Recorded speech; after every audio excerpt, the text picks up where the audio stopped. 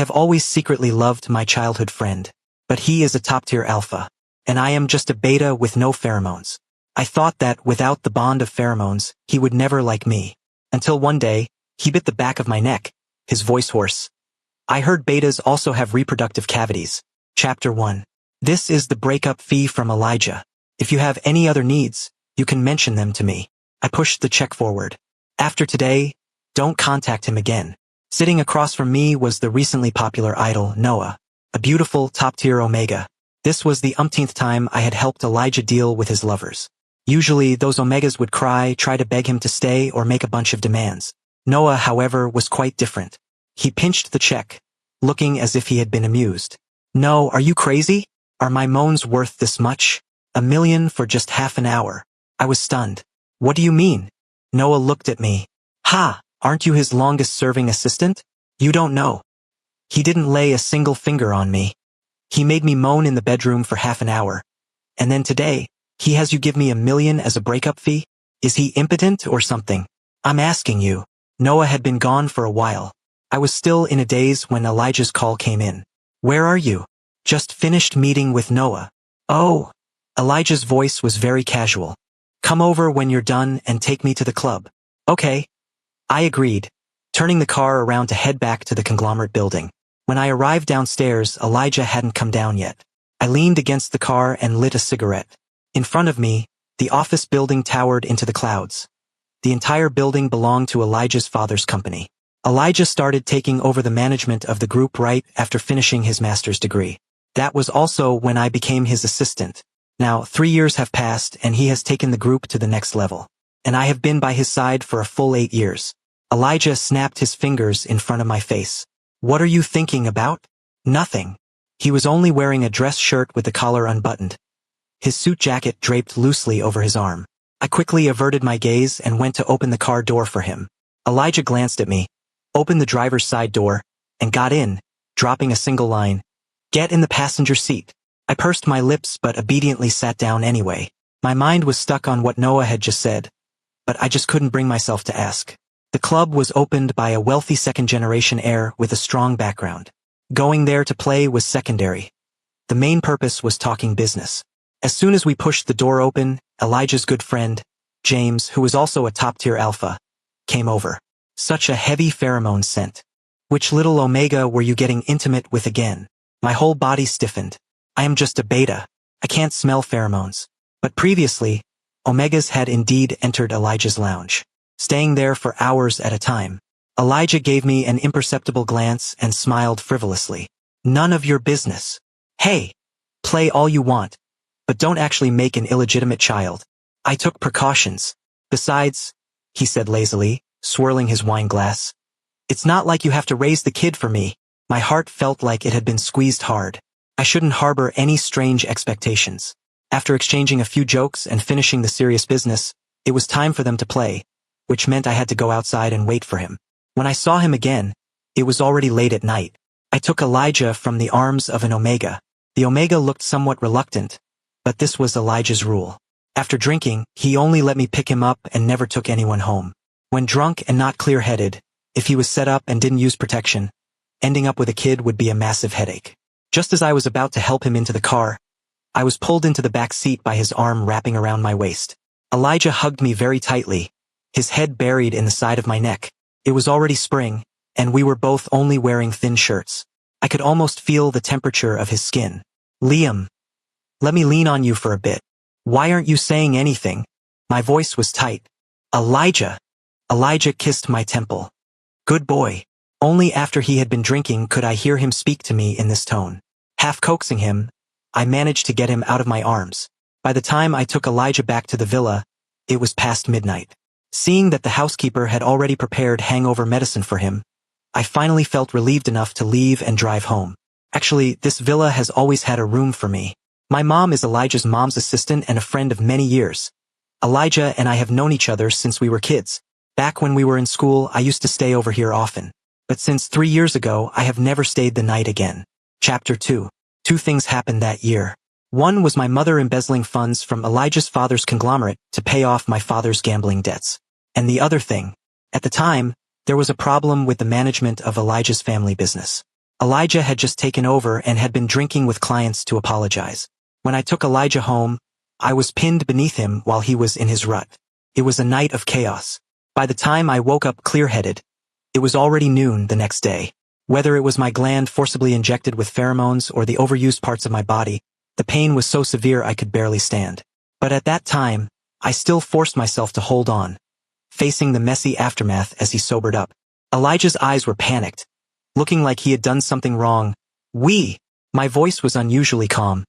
Your rut hit, and you didn't have your suppressants. So, it was all an accident. It doesn't matter. It doesn't matter?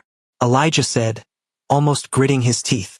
After all these years between us, all you want to say to me is it doesn't matter. I could actually feel that Elijah might treat me a little differently. But my mother's situation and my identity as a beta completely extinguished those thoughts I shouldn't have had.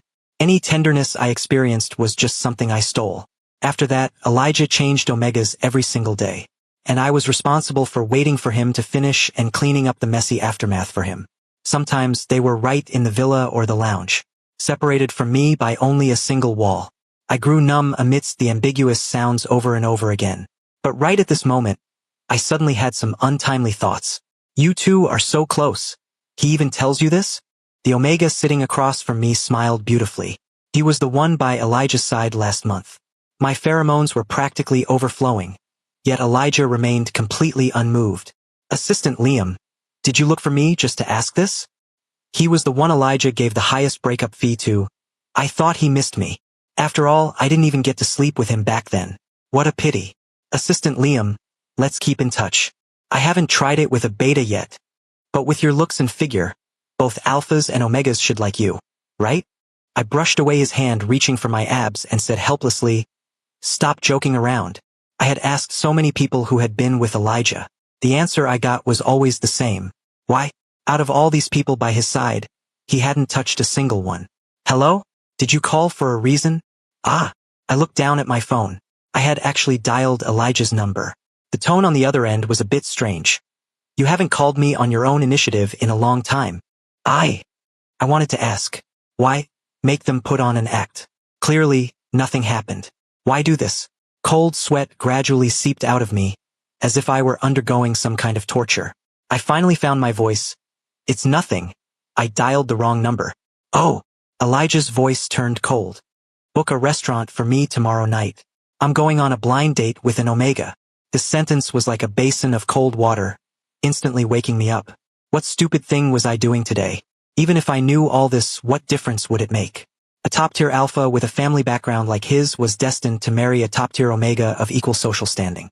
I suddenly remembered that morning 3 years ago, at Elijah's house. I was originally very panicked. When I rushed out the door, I bumped right into Elijah's top-tier alpha father, who usually lived abroad year-round. He looked suspiciously at the marks on my neck. After all, he was someone who had weathered many storms. He quickly returned to normal. His tone was composed, but his eyes carried an oppressive weight. You and Elijah grew up together. You have feelings for each other. I can understand that. But he will not marry a beta. I knew this very well in my heart. Nothing needed to be said. A beta's reproductive cavity is incompletely developed, making the possibility of pregnancy very small. Even if they could conceive, it was basically impossible to give birth to an S-class alpha. How could a family like his accept such a situation? Love was a luxury item for anyone. Elijah had been arranged to go on blind dates frequently lately. I dropped him off at the hotel they agreed upon yesterday. Just as I was about to leave, Elijah bent down again. His features were extremely handsome, causing me to space out for a moment. Wait for me downstairs. I'll be back soon. Oh, okay. How fast could he be? After receiving his call yesterday, I went to look up Amelia's information. She was a beautiful female omega. She had an outgoing personality and liked extreme sports. She and Elijah should have a lot to talk about. Perhaps he would soon marry a well-matched blind date. I took a deep breath, got out of the car, and lit a cigarette. 3 years ago, after my mom resigned, Aunt Mary didn't pursue legal action, but they couldn't be friends anymore either. I stayed at the conglomerate firstly because I was working on my first major post-graduation project at the time, and Elijah insisted I stay. I couldn't bear to part with the project, and I couldn't bear to part with Elijah even more. Secondly, because the salary the conglomerate provided was indeed very high. I needed to pay off my mother's debts. Once the money is paid off, I will leave this place. After that, his affairs will have nothing to do with me anymore. Chapter 3. The night grew deeper. The lights of the bustling city made the stars in the sky lose their luster. It was already 9 o'clock when I received Elijah's call. His voice didn't sound right.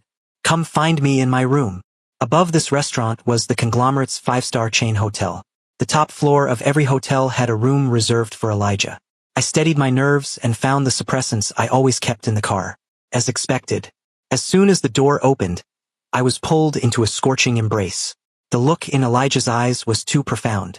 It was as if some emotion that had been suppressed for a long time was about to erupt. Your rut is here. I brought suppressants. Although I couldn't smell pheromones, I understood the current situation all too well, but this time was different. Elijah slapped the syringe out of my hand, twisted my arms behind my back, and pinned me against the door.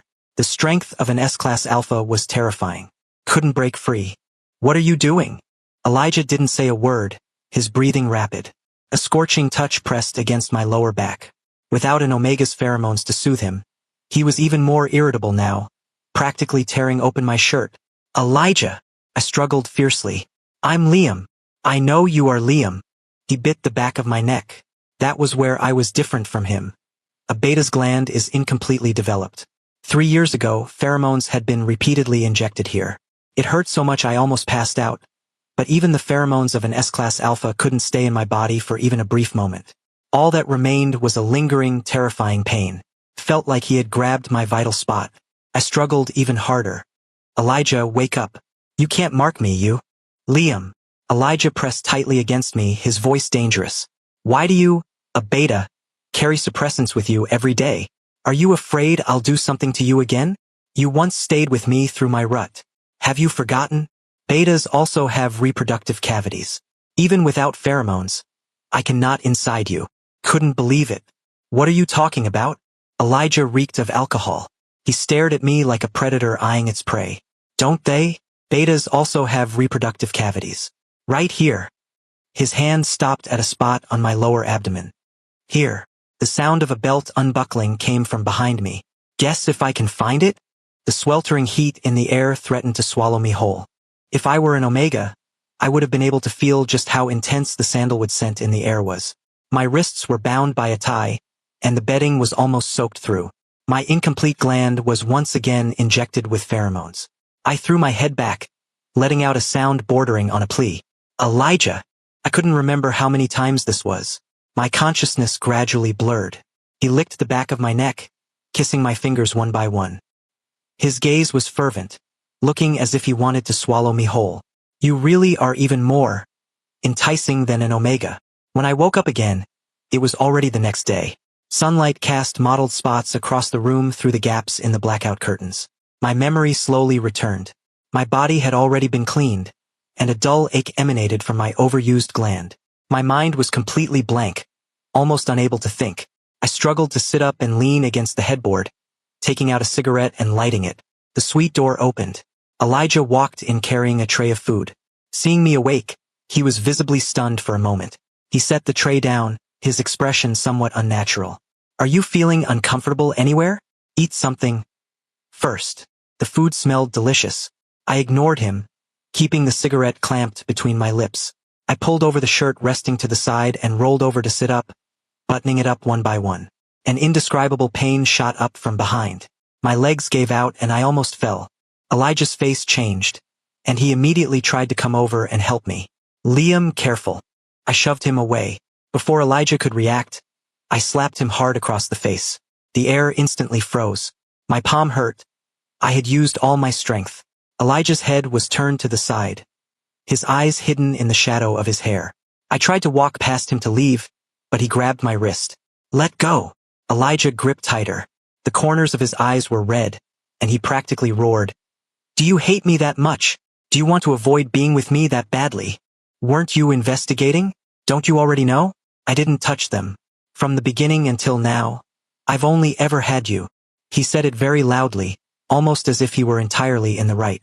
As if this was something incredibly important, something I desperately needed to know. I let out a soft laugh. So you making me listen to those sounds next door was just a personal hobby of yours? Panic flashed through Elijah's eyes. No, it's just, my father sent people to watch me. If I didn't do that, I wouldn't have been able to fool him. What if he went after you? And I wanted to see that you cared about me. Liam, I just wanted to see that you cared. What a high-sounding excuse. It was laughable. He would never know what I felt in my heart the first time I heard those sounds. When I dreamed at night, I used to fantasize that one day, after I paid off these debts and worked a little harder, maybe I would have a chance to stand by Elijah's side. But later, I stopped fantasizing. He clearly knew I liked him. He clearly knew that many times, I was just outside the door, separated by a single wall. Yet he still did it. If I truly liked someone, I would never use a method that hurts them to prove their sincerity towards me. So what now? You can convince your father, and the two of us can be together. Elijah gritted his teeth. Give me some time. I will give us a proper resolution. All right. I let out a laugh and crushed the cigarette in my hand into the ashtray on the nightstand. I'll wait for your resolution. Here is the English translation for Chapter 4. The flashback to their teenage years perfectly captures the bittersweet beginnings of their relationship and shows exactly why Liam fell for Elijah in the first place. Chapter 4. The sunlight outside the window was glaring. I was in such a terrible mood, yet the weather was so ridiculously good. It was truly irritating. Standing on the street, for the first time, I felt so lost, not knowing where to go. I walked into a convenience store, bought a pack of cigarettes, and only then hailed a taxi, deciding to go home. That was where my mom lived, and it was our current home. To hide from my dad, we had moved several times. But right now, my mom lived there alone. For the convenience of commuting to work, I usually lived in the apartment provided by the company. No one was home. After my mom resigned, she found a translation job. When she wasn't busy, she would go to the nearby library to work. I went back to my room and collapsed face first onto the bed. Turning my head, I saw the photo wall hanging there. The old photos had already yellowed. Among them was a group photo of me, Elijah, and our respective mothers. My mom and Elijah's mom were good friends. When they got married, one chose a well-matched marriage of equal social standing, and the other chose love. When I was little, I also lived in a happy family. Although we weren't wealthy, the three of us together were simple and happy. At first, both choices seemed pretty good. But the result was that the couple who chose equal standing, after giving birth to an outstanding alpha son, started living their own separate lives. And our family, who chose love, headed toward destruction because of one risky investment by my dad. Desire is like a monster that can easily swallow people whole. Whether it's the craving for pheromone compatibility or the pursuit of money, it's all the same. Perhaps I was too tired, but I rarely managed to fall asleep without taking sleeping pills. I had a long, chaotic dream. I dreamed of the past, when my mom was still Aunt Mary's assistant. Even at 14, I was given a job by Aunt Mary, to help the busy Aunt Mary keep an eye on the then rebellious Elijah and keep him out of trouble. At first, I hated this kind of tattletale work, but my mom held my hand, her eyes earnest. Liam, do you know that without Aunt Mary, you wouldn't have been able to get into such a good high school? Seize this opportunity. It's just helping Aunt Mary keep an eye on Elijah. I won't make you do anything difficult. Okay? I still wanted to refuse, but I suddenly remembered the argument my parents had not long ago. Porcelain bowls were smashed all over the floor, and my dad roared, "If I don't fight for it now, what else can I do? Let Liam live the kind of life we have in the future. What's wrong with the life we have now? It's bad. Everything about it is bad. I don't want my son to have to read other people's moods and bow and scrape in the future. I've had enough of this life. I want to do my best to give Liam a better life. Even though it's a lot of money, it can buy our family a good future. Honey, just listen to me this one time, okay?" That was the most intense argument of theirs in my memory. At the end of the fight, I only remembered the words my dad said, "We have no background in this city. Whenever we look up, all we see are people better than us." At that time, Elijah had a head of red hair and looked incredibly rebellious at first glance. The first time he saw me, he knew my purpose. "Patricia's little sidekick? You're here to spy on me, aren't you? Follow me if you have the guts. Let's see how long you can keep up." So when Elijah went street racing in the middle of the night, I was there. When he skipped class to go skydiving, I was there. When he ran off to a bar during evening study hall, I was there too. Not only was I there, but I reported all these things in full detail to Aunt Mary. Elijah was severely scolded, and Aunt Mary cut off his living expenses. So when he went to wash dishes and sing at a restaurant to make money, I was still there. I even requested a song. Elijah gritted his teeth in anger.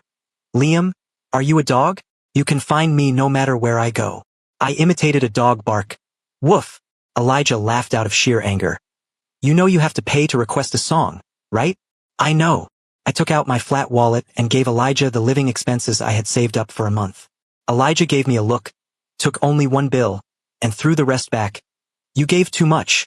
He walked onto the stage and sang Don't Look for Trouble with Me for me. The stage was very small, and he was the only one under the spotlight.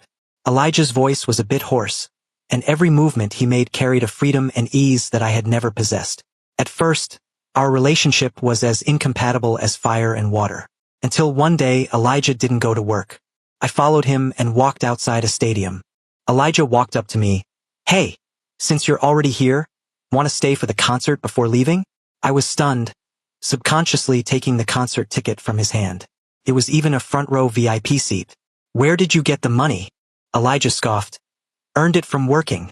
He had worked for so long, and it was probably only enough to buy these 2 tickets. He likely didn't have a single cent left in his pocket. I didn't agree with his spending habits. But in the end, I couldn't resist the temptation and followed him into the venue. Even the air smelled of freedom. The entire stadium filled with blue glow sticks truly looked like an ocean wave. After the concert ended, it was hard to get a taxi.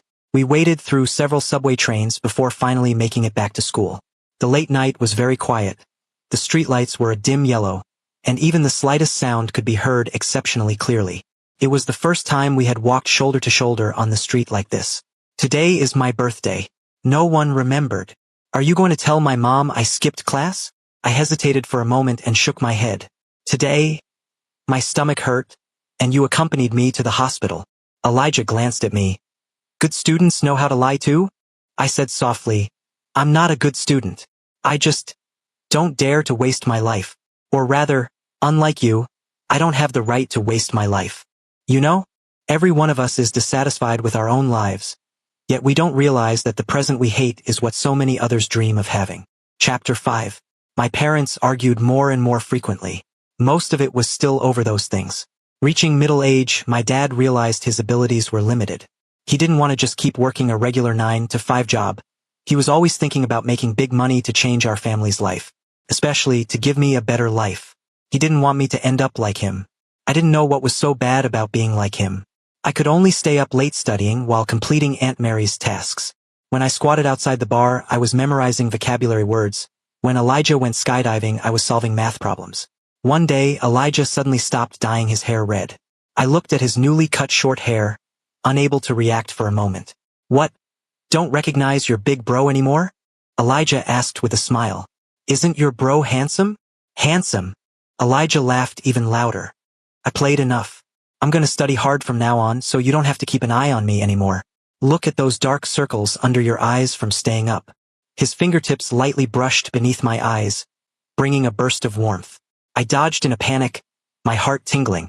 From then on, my relationship with Elijah got better and better. He also went from a young boy who was just hitting his growth spurt to an increasingly charismatic alpha. Quite a few Omegas started asking me if Elijah was seeing anyone. His pheromones are too charming, a beautiful, fair-skinned Omega told me with an intoxicated look on her face. His suppressant patch fell off last time, and I smelled it. It's a sandalwood scent that calms people down. It's such a huge contrast to his personality. But I was a beta. Even if Elijah didn't wear a suppressant patch, I couldn't smell the sandalwood scent they talked about. That was the first time in my life I felt jealousy. I went to the mall and smelled many sandalwood perfumes, but I always felt they weren't right. When I saw Elijah again, I blurted out, "They said your pheromones smell like sandalwood." Elijah froze for a moment, then gave a wicked smile. Do you know that asking an alpha what their pheromones smell like is equivalent to courting them? He started to like teasing me. What does a beta's gland look like? Let me see. Are you really a beta? Why are you so pale and soft, just like an omega? Has anyone ever told you that your lips are perfect for kissing? Stick with me from now on. We'll go to grad school together, do projects together, and head toward a better future together. We really could? I was jealous of all the Omegas who got close to him. My cabinet at home was filled with all kinds of sandalwood perfumes. I really did think about whether one day I could become outstanding enough to stand by Elijah's side. But I was too naive.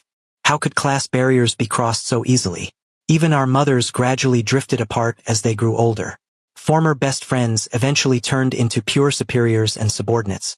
When my mother's abilities fell short, she would be replaced without hesitation to make way for newcomers.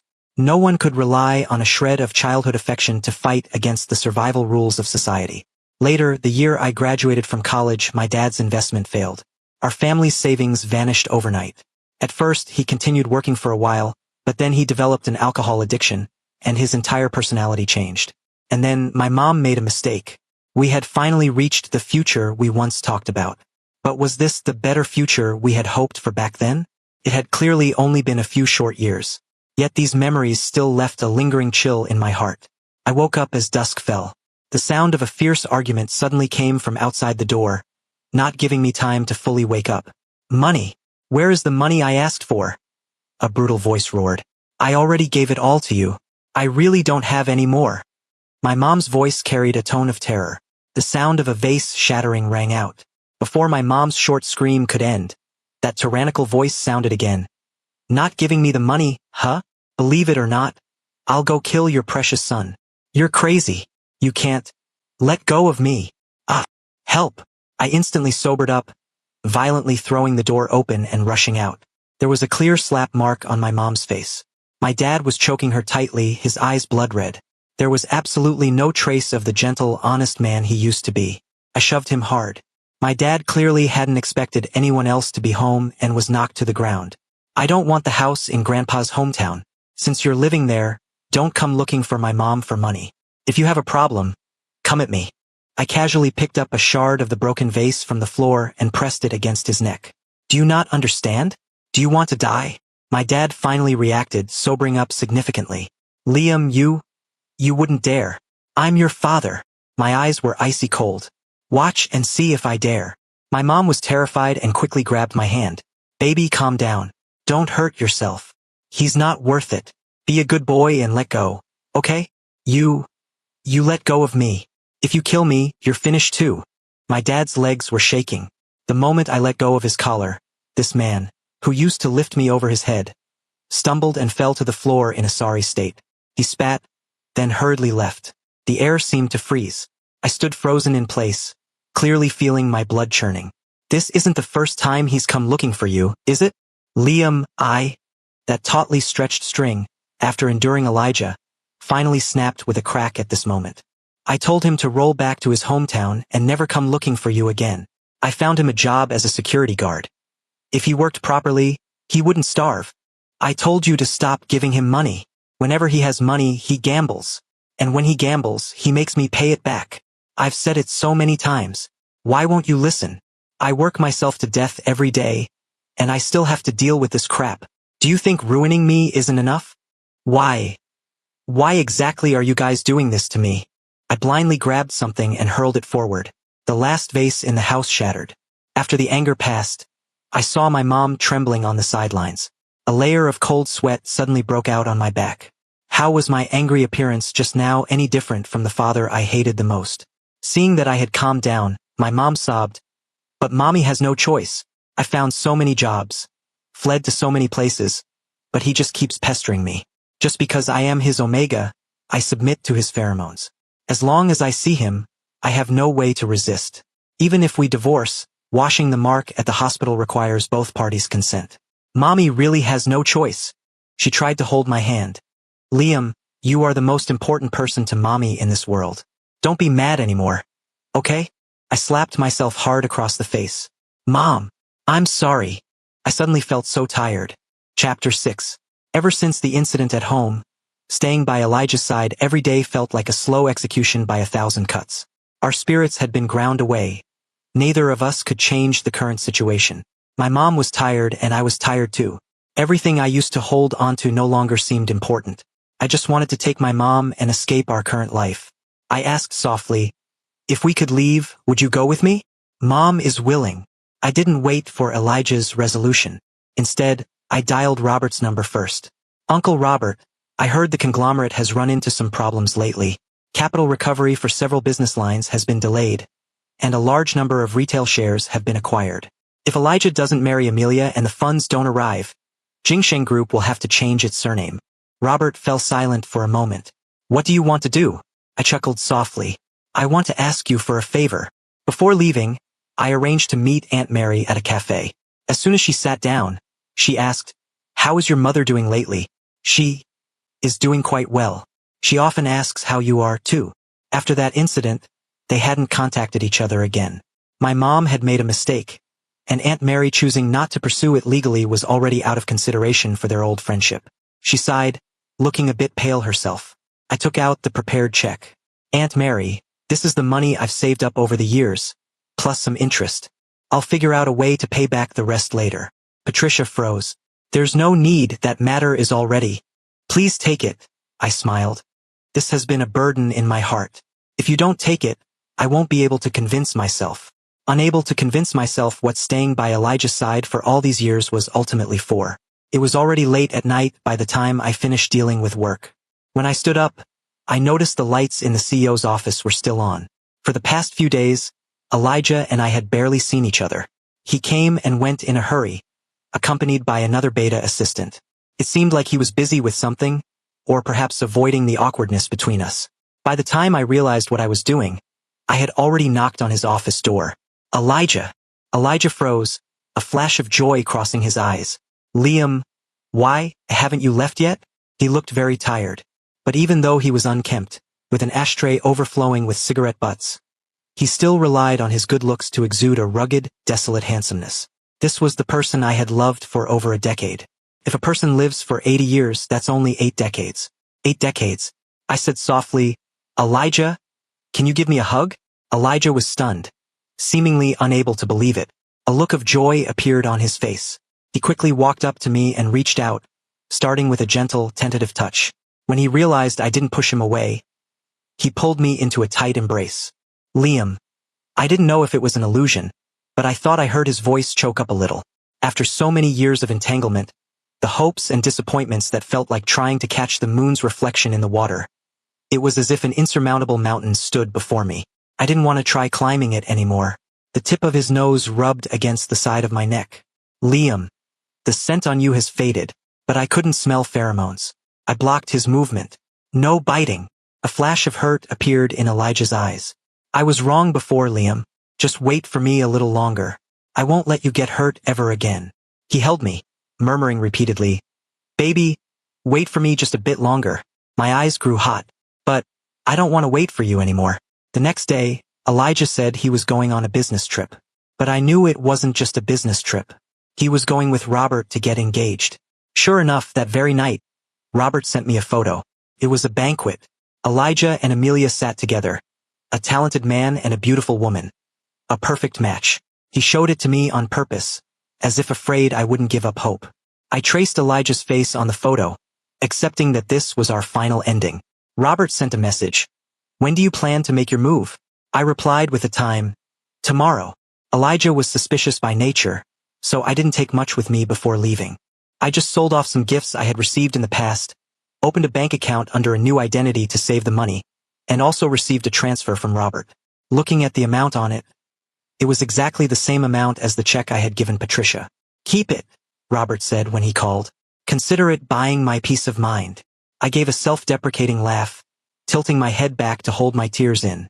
That night, in a suburban alleyway with spotty surveillance coverage, a car crash occurred. The vehicle exploded on the spot, leaving no remains. By the time Elijah found out about it, my so-called father had already taken the compensation money and claimed our ashes to take home. Meanwhile, I had taken my mom to a coastal town in the south. The sea breeze blew, and in the salty air, I tasted a hint of freedom. "Mom, do you blame me?" "Mom is the one who dragged you down." I shook my head. "Let's both live for ourselves for once." I had given up everything from the past. Dignity is something more important than life itself. Elijah didn't understand that, and he didn't need to. There were quite a few opportunities in the small town. Light industry was highly developed here, and many source factories for clothing and crafts were located here. This was also the reason I chose to come here. My educational background wasn't low. I had passed the CPA exam in college and the bar exam during grad school, so finding a job wasn't difficult. Moreover, the projects here were better suited for me to showcase my skills. My mom became my personal assistant. After changing our contact info, she couldn't do many of her part-time jobs anymore, but she picked up her old skills again. She usually helped me send and receive documents, arranged my schedule and working hours, and handled everything in a very organized manner. She said that in the big city, human connections were weak, and even her relationship with her son felt distant. The small town, on the other hand, brought people closer together, and she felt closer to me now. If she and Dad hadn't chosen to stay in the big city years ago, perhaps things wouldn't have ended up like this. I couldn't bear to see her too tired, but she shook her head. Mom feels like she's finally come back to life. My work gradually got on track, and the pace was faster than I expected. In this busy and fulfilling life, all those things from the past seemed to fade like smoke and clouds. But I never expected that, over 3 months later, I would faint while working overtime. After waking up, I received a piece of news. I was pregnant. Elijah's POV. The air reeked of alcohol. I didn't know how long I had been staying in Liam's room. Back in college, he used to stay over here often. But ever since that incident, he never stayed the night again. His clothes from college were still in the closet, but his scent had almost completely faded from them. I curled up in the little space I had built for myself. For the first time, I felt that a beta without pheromones wasn't good at all. They couldn't even leave a trace behind for me to remember them by. The door was forced open. Someone hurried in, pulled open the curtains, and delivered a vicious slap to my face as I curled by the bed. My face stung with burning pain. My dad's furious voice rang out. "The person is already dead. How much longer are you going to act like this?" My eyes, adjusting to the harsh light, slowly looked at the person in front of me. I let out a soft scoff, my voice hoarse. "Yes, he's dead. I didn't even know about it until after the funeral was over." "Did you know about his accident all along? You knew exactly how much I liked him. Couldn't you have at least let me see him one last time?" Robert wasn't listening. "I've given you enough time to adjust. Tomorrow, you will go and give Amelia's family a proper explanation." I already said I won't marry Amelia, and they agreed too. An explanation? Who do I need to give an explanation to? "Idiot!" my dad roared. "Sooner or later, you'll learn that only 2 people with compatible pheromones can produce powerful offspring.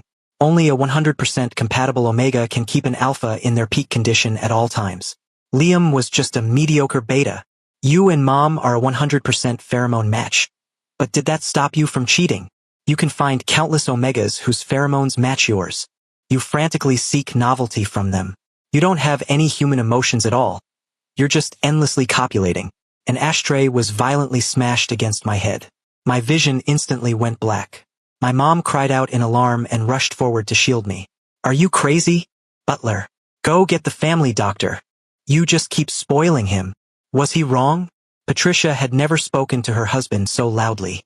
She and Robert were just like Amelia and Elijah today, well-matched in family background and 100% compatible in pheromones. She used to think that she would be happy in the future. After all, feelings could be nurtured, but compatibility couldn't lie. That was until Elijah was kidnapped at the age of 8. The kidnappers demanded a 100 million ransom from Robert, to be wired to their offshore account. At that time, the conglomerate was also facing a highly crucial investment, and the amount was exactly 100 million. It was a rare opportunity. If successful, it would elevate the conglomerate to the next level. She wanted to wire the money to the kidnappers immediately to ensure Elijah's safety. But Robert stopped her.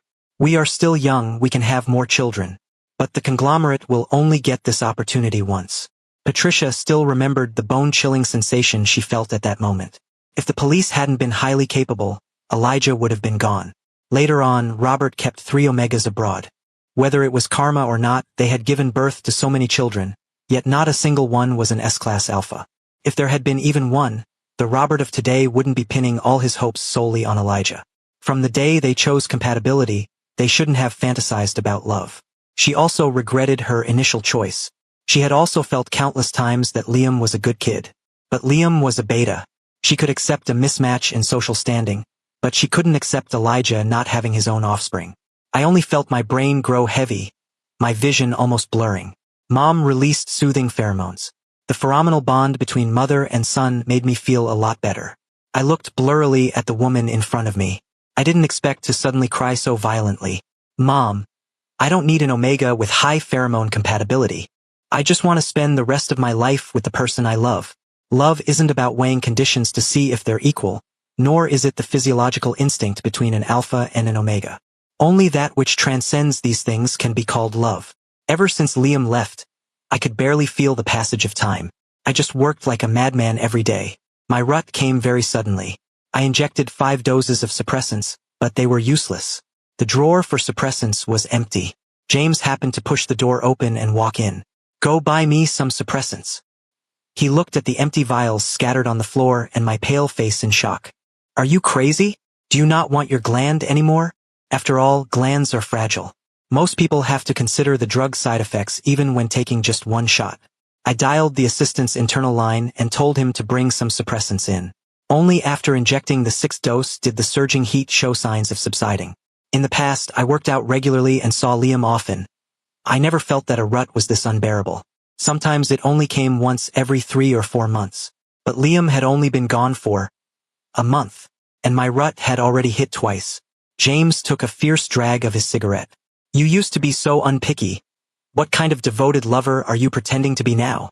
Still worried, he dialed the club's number, wanting them to send an omega over. "Don't arrange an omega for me. I only want Liam." James looked at me with utter exasperation. I didn't meet his gaze. "If you really want what's best for me, move faster and don't let my dad find out." James threw his phone onto the table. "Crazy. You're completely crazy. Do you really have to fight your own father to the bitter end?" I didn't want to fight him to the bitter end. I gritted my teeth. "I just want to tell him that I'm not a puppet he can control. Besides, do you really think he has any affection for me? If his people hadn't failed to produce an alpha, would I even have a place in the conglomerate right now? For all these years, the only one who stayed by my side was Liam. The company James and I started was acquiring the conglomerate's retail shares. If things went smoothly, we would become the conglomerate's largest shareholders." James still couldn't understand. "But do you really love him? You dated so many boyfriends before, and you often made Liam run errands to get rid of them for you." "You?" I was momentarily speechless. Those stupid actions born out of wounded pride, wanting to use methods that hurt him to test his love and sincerity. I had never regretted anything so much in my entire life. The day my mom came to see me, I thought she was going to act as my father's lobbyist again. But she merely asked, "Elijah, you must be very tired lately, right?" Tired? Of course I was tired, trying every possible way to pull my own father down from power. I took a sip of coffee. "Spit it out if you have something to say." My mom sighed. "Do you really love Liam that much? Does it absolutely have to be him?" "I love him, and it has to be him." But what was the use of saying all this now? The person was already gone. A flash of stinging pain struck my chest. However, my mom opened her bag and handed me a check. "This is what Liam gave me before he left." I looked up hesitantly. "What do you mean?"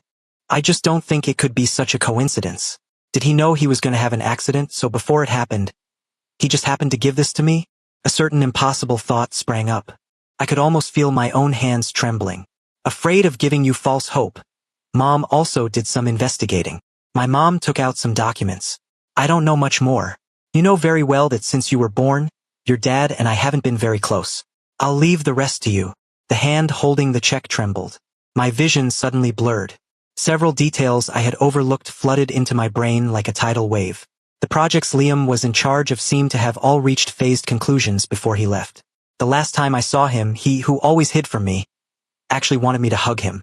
And this check. But in an instant, I was drowned by another despairing thought. Just how disappointed must Liam have been to not be willing to tell me he was still alive over the past few months. I gave James a call. "Go help me investigate my dad, his secretaries, his assistants, and all his close confidants. Check their transfer records and activity logs from 3 months ago, especially whether they helped anyone forge new IDs. Don't miss a single clue." Night fell. I gazed at the neon lights outside the window, suddenly remembering that when I first came to the conglomerate, Liam said the night view here was beautiful. But later, as work got busier and our relationship gradually grew distant, we rarely had the mood to look at the night view anymore. "Liam, did you want to leave on your own?" Only then did I suddenly realize. Today, it had already been 3 months since Liam left. Liam's POV. After I left, I didn't change my name. My mom had given me this name. Plus, I trusted Robert's methods. At least for the short term, Elijah wouldn't find out I was still alive. When my mom rushed to the hospital, I had just received the ultrasound report. Looking at that tiny image, It finally felt real that I was pregnant. Seeing our stunned expressions, the nurse couldn't help but add, although the probability of a beta conceiving is low, it's a bit too careless to go this long without realizing you're pregnant. It was true. A beta's reproductive cavity is incompletely developed, and the chance of conception is less than 1 in 10,000. If I didn't keep it, I might never have the chance to bear another child. People who are too lonely are prone to doing foolish things. It didn't take me long to decide to keep this child.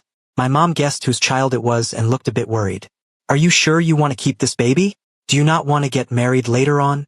I shook my head. I never thought I'd have a child before. Besides, if I were to get together with a female beta now, it wouldn't be fair to her. From now on, our family of 3 will live a good life together. Okay?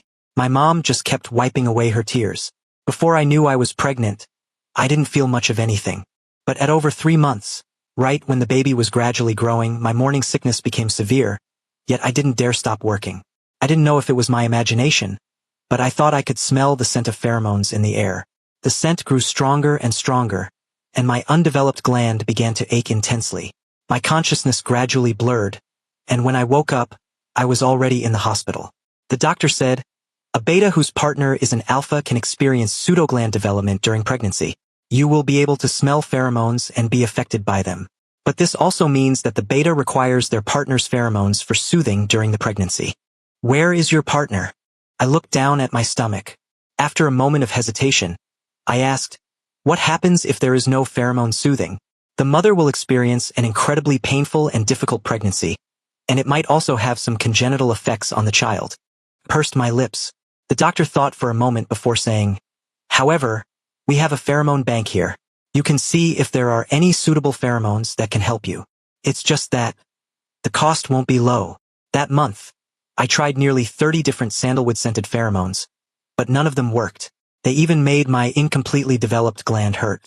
Just as I was about to lose hope, the hospital suddenly received a new type of sandalwood pheromone donation. Inside the chamber, I felt the sandalwood scent wrap around me like a gentle tide. When I snapped back to reality, the doctor was calling me out with an excited expression. It looks like you'll be able to get through your pregnancy smoothly. I was a bit dazed. So, the smell of actual pheromones really was different from those perfumes. His pheromones must smell something like this, right? Perhaps knowing that the pregnancy made me suffer a lot, I didn't endure too much pain when giving birth to John. He is a male omega, but his pheromones aren't the common floral scent. Instead, they are a refreshing mint. At 1 year old, John started babbling. The first word he ever spoke was, Daddy. At 2 years old, he had more energy than an average alpha child. I had to play with him every day after working overtime, feeling like I was constantly switching back and forth between exhaustion and joy. At 3 years old, he questioned his teacher in early education class. Why do alphas have to protect omegas? Daddy says I'm the strongest omega, even stronger than an alpha. At 4 years old, John started kindergarten. One day he got into a fight with a classmate. He came home rubbing his dirty eyes, crying and asking me, "Where's my alpha daddy?" But after seeing my expression suddenly change, he never brought it up again. Not long after, the kid he fought with transferred schools. That year was the hardest to endure. Little kids have weak immune systems, and John got sick. Pneumonia and gastroenteritis kept recurring, and his high fever wouldn't break. His little face quickly lost weight. The pediatrician suggested I have my pheromone-producing partner release pheromones to soothe the child, as it would help him recover faster. With no other choice, I went back to my previous doctor. Do you still have that same pheromone from before? The donations have ended. The doctor paused. But the hospital can try to contact the donor for you. Thank you. I breathed a sigh of relief. Fortunately, the donor readily agreed to continue donating. Standing beside me, the doctor sighed. The child is still too fragile. If he were a beta, it would be fine, but as an omega, he needs the protection of his parents' pheromones even more. I looked at John's pale little face, my lips pressed into a thin line. At 5 years old, I went to pick John up from school. Standing at the end of the long street was someone I had seen countless times in my dreams. I thought my eyes were playing tricks on me until I got closer and heard a familiar voice gritting out, "Liam." I never expected to run into Elijah here, at the gate of my apartment complex in the seaside town. 5 years had passed, and his features were still sharp and cold, only now he looked even more unfathomable. He was staring at the little boy beside me. Who is he? My friend's child. Hearing this, John instantly got anxious. His little hand tightly grabbed mine. Daddy, I'm your son. Elijah let out a soft scoff. And what about you? Are you a ghost or a human? My voice was strained, unable to speak for a moment. The corners of Elijah's eyes turned red. He hurriedly averted his gaze and crouched down, as if trying to hide something. He's very cute. I became alert. He's an Omega. He is my child, Elijah. Don't get any ideas about him. Elijah looked incredibly hurt. Is that what you think of me? I stared at him defensively. He let out a long breath. Aren't you going to invite me in to sit for a bit? I was just about to refuse when he raised an eyebrow. Or, do you guys want to go sit at my place? My mom had recently gone on a group tour, so no one was home, which saved me the trouble of explaining. Elijah made himself right at home. While I cooked in the kitchen, he took off his suit jacket and helped me tidy up the living room, which I hadn't had time to clean before work. Right now, he was helping John put together a Lego set that he hadn't been able to finish. Wow, Uncle, you're amazing. Hearing the child's praise, Elijah pushed his luck. Right? Then how about Uncle comes over to play with you often? John instantly dropped a smile, looked at me and said seriously, that depends on if Daddy agrees. If Daddy agrees, Uncle can come often. If Daddy doesn't agree, I won't open the door for Uncle. Elijah ruffled John's hair. John is right. You should always listen to your daddy like this. Then if Uncle behaves well, can you put in some good words for Uncle in front of Daddy? You. A look of confusion appeared on John's face. Why? Because Uncle likes. What nonsense are you teaching a kid? I plopped down right between them, issuing an eviction notice. We're going to eat now. Aren't you leaving? Is there no food for me? No. He came too suddenly. I didn't have time to prepare extra ingredients at all. Furthermore, why should I cook for him? Fine then. Elijah was surprisingly easy to talk to now, completely missing his former arrogant, my way or the highway attitude. We spoke almost at the same time. Don't come back. I'll come again tomorrow. Elijah froze for a second, but didn't get angry. He looked at me, forcing a smile. Although I don't want to threaten you, right now, this seems to be the only method that works. You. Elijah interrupted me. See you tomorrow. I didn't expect Elijah to have so much free time. He seemed determined to crash at my house, playing blocks and games with John, and even insisting on coming with me to pick John up from school. Sometimes he would casually take my bag from my hands. Other times, amidst John's exclamations, he would lift him onto his shoulders. John was thrilled looking around. Uncle is so strong. I'm the tallest one now. A few times, John's classmates pointed at Elijah and asked, John, is this your alpha daddy? This is. John's eyes darted around. After catching my eye, he immediately replied, No, he's my uncle. I pretended not to see the disappointment in Elijah's eyes and took John's hand. John, let's go. Elijah didn't say a word, following us from a short distance behind. Seeing that my mom was about to return from her trip, I grew a bit anxious. I asked Elijah, who was still playing blocks with John, when do you plan on going back? I don't plan on going back. I gritted my teeth. Did your company go bankrupt? Regrettably, no. Aren't you married? Elijah paused, a glint of amusement flashing in his eyes. The groom ran away. Who am I supposed to marry? My chest tightened, an inexplicable surge of anger rising within me. Where was all this effort before? Pulling this stunt only now. I gritted my teeth, said it was time to eat, and shoved him out the door. Elijah regretfully sniffed the aroma of the food lingering in the air. I was distracted during the meal. John secretly glanced at me several times. Perhaps because it had only been me accompanying him all year round. He seemed to have learned how to read people's expressions very early on. Daddy, do you not like Uncle? I choked for a second, asking back, does John like him? John didn't hesitate. I only like him if Daddy likes him. I remained silent for a while before saying, Daddy doesn't dislike him. It was almost 10 o'clock by the time I coaxed John to sleep, and my mom's tour group had just ended. I heard the sound of her bedroom door opening and closing. Feeling a bit insomniac, I went out to the terrace alone. Housing prices in this small county town weren't high, and rent wasn't expensive. I originally rented this place because I liked this terrace. I thought I would grow some plants here with my mom, never expecting that raising a child would take up so much time and energy. Just as my mind was a chaotic mess thinking about the recent events, my phone rang. Is this Mr. Liam? I was taken aback. You are. I am Mr. Elijah's assistant. Mr. Liam, I apologize for disturbing you so late. I have a contract that needs Mr. Elijah's signature, but I can't reach him. He usually doesn't lose contact during work hours unless his rut has hit. Could you please go to his house and check on him for me? What does his rut have to do with me? I was about to refuse when the voice on the other end grew even more frantic. He has severe suppressant resistance and a disordered rut cycle. I'm afraid something will happen to him if he's alone. Please. Mr. Elijah always goes looking for you alone, and I can't contact anyone else on such short notice. I've texted you his address. The passcode to his front door is your birthday. By the time I snapped back to reality, I was already standing in front of Elijah's door. He lives here? It was only one street away from my apartment complex. I pushed down my suspicions and tentatively rang the doorbell first. No one answered. I sent a message to Elijah's assistant. I'm going in. You gave me the passcode, so this doesn't count as trespassing, right? The other side replied instantly. Mr. Elijah would be very happy to be trespassed by you, happy face. When the door opened, the entryway light was still on.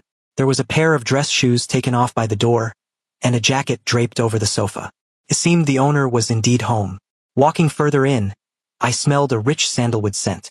After giving birth to John, even though my pseudogland development had almost completely healed, I could still faintly smell pheromones. But it had never been this strong before. Did his fever burn his brain out? I changed into slippers and walked quickly to the bedroom to find him. The bedside lamp was on, and the blanket was puffed up into a mound. The trash can was full of empty suppressant vials. Before my hand even touched his forehead, I could feel the heat radiating from Elijah's body. I grew anxious and shook him hard to wake him up. Elijah, Elijah! Elijah's handsome brows knitted tightly together. It took a long while before he opened his bloodshot eyes, looking at me with blurry vision. Liam, are you okay? Before I could finish, he pulled me down beneath him. My body crashed heavily onto the bed, instantly enveloped by the heat, and a warm touch pressed against my lips. Elijah looked as if he had been starving for a long time, frantically taking from my lips. Bad memories from the past suddenly surged up, and fear almost swallowed me whole. Elijah, I forcefully pulled my hand free and slapped him hard across the face. Elijah's eyes instantly cleared. He froze, hurriedly letting go of me, his voice hoarse. Are you the real Liam? I wiped my lips hard. Are you crazy? If you're not dead, remember to reply to people's messages. Sorry. Elijah frowned deeply. That brief moment of intimacy just now seemed to have made his rut even worse. Help me inject a suppressant. You. Elijah took my hand and shook it gently. Liam, I feel terrible. You deserve to suffer. My words were unforgiving, but I still picked up the last suppressant vial by the bedside. As the cold liquid entered his veins, Elijah's furrowed brows finally relaxed a little. I threw the empty syringe into the trash can. I counted them, 8 vials in total. In the past, I only ever needed to give him one. I frowned. Do you have a death wish? I didn't expect the rut to hit so suddenly. Elijah looked at me, his voice cautious. There are stronger versions. If I use those, I wouldn't have to inject so many, and it would do less damage to my body. I turned my head away. Who cares about you? Just as I was about to get out of bed, the person behind me pulled me into his arms. He rolled me over, hugging me from behind. Elijah, what do you want? Just a hug. Just let me hug you. I struggled hard to break free. Let go. Liam, I missed you so much. My movements stopped. During an alpha's rut, the less reason they have, the more vulnerable they are. All the suppressed emotions Elijah had carried these past few days finally erupted. Liam, I really missed you so much. However long you were gone is how long I've missed you. How could you be so cruel? Did you know that at first? I really thought you were dead.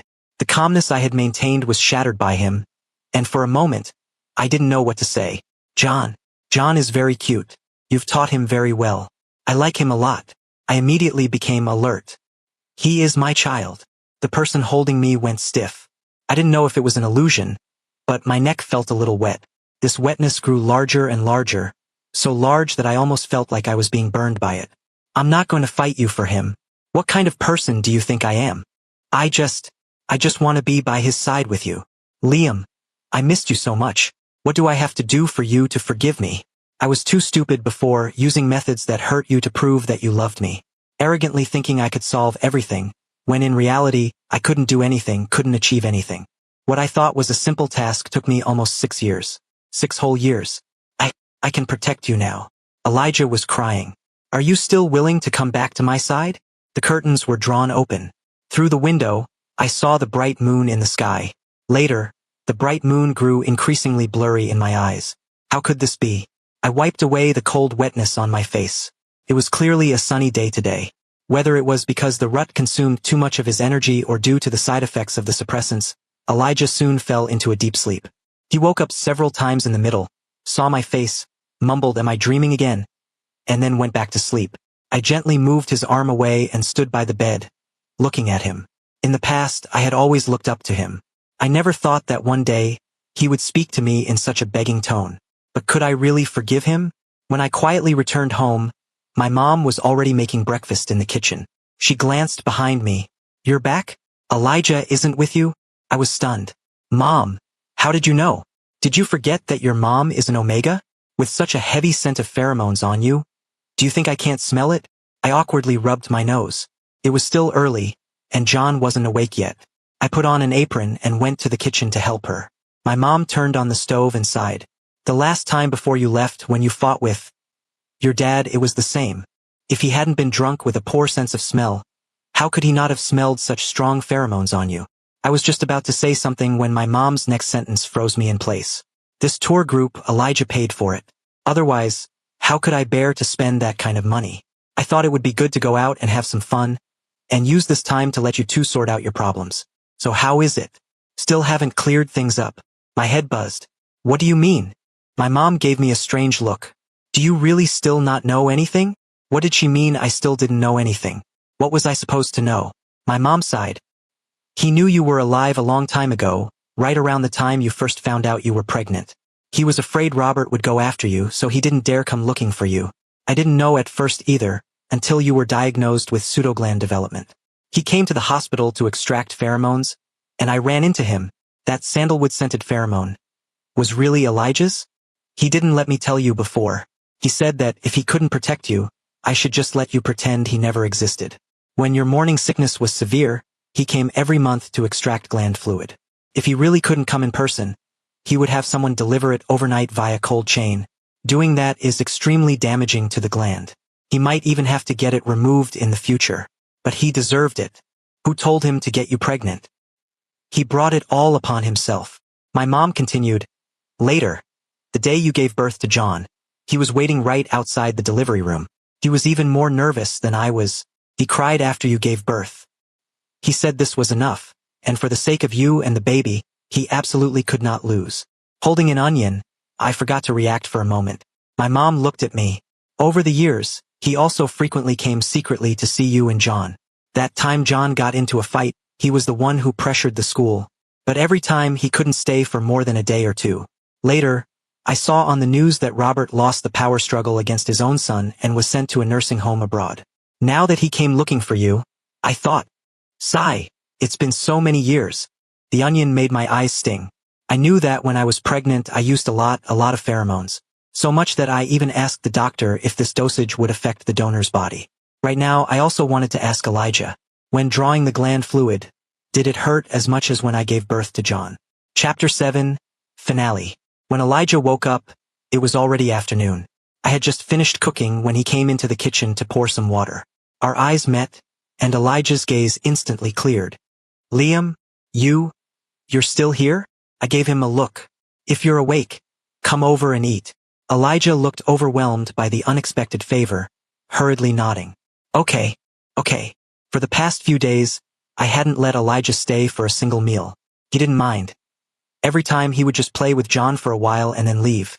At the dinner table, Elijah was a bit nervous, only looking at me cautiously. "Not eating? Can you get full just by looking at me?" Elijah nodded immediately. "I can." "You are real?" Elijah looked at the table full of food, muttering as if to himself. "John is real too. You are both right in front of me." Elijah was never like this in the past. He used to be high-spirited, confidently arrogant, and never willing to bow his head. Even if he had moments of attentiveness, he didn't show it much, and he never showed weakness to anyone. My eyes stung, and the emotions I had been accumulating all day suddenly erupted. "If you don't want to eat, then don't." Elijah froze, immediately getting up to grab me. Liam, are you angry? I turned my head and pushed him away. Caught off guard, Elijah stumbled from my push. His lower back hit the dining table with a dull thud. I couldn't hold it back anymore. My tears and emotions erupted together. Do you have any idea how hard it was for me to finally make the decision to leave you? You didn't understand love, so why should I be responsible for your ignorance? I'm living a good life now. Really good. Why did you come to provoke me again? What gave you the right to do so many things behind my back? You wanted to make me soft-hearted, didn't you? No. Elijah hurriedly explained. I was just worried about you. I just wanted to treat you well. You bastard. Elijah pulled me into his arms. But the bastard really loves you. I cried for a long time. I missed my mom's calls, so she called Elijah to confirm I was okay. Elijah looked down at me, asking softly, Do you want to go back? I don't want to go back. Let Mom take care of John for the night.